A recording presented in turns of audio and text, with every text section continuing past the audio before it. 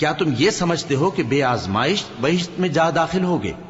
हालांकि अभी अल्लाह ने तुम में से जिहाद करने वालों को तो अच्छी तरह मालूम किया ही नहीं, और यह भी मकसूद है कि वो साबित कदम रहने वालों को मालूम करे। और तुम मौत शहादत के आने से पहले उसकी तमन्ना किया करते थे, सो तुमने उसको आंखों से देख लिया। और मोहम्मद सल्लल्लाहु अलैहि वसल्लम एक पैगंबर ही तो हैं, इनसे पहले भी बहुत से पैगंबर हो गुजरे हैं। भला अगर ये मर जाएं या मारे जाएं तो तुम उल्टे पांव फिर जाओगे? और जो उल्टे पांव फिर जाएगा तो अल्लाह का कुछ नुकसान नहीं कर सकेगा, और अल्लाह शुक्रगुजारों को बड़ा सवाब देगा। और किसी शख्स में ताकत नहीं कि अल्लाह के हुक्म के बगैर मर जाए।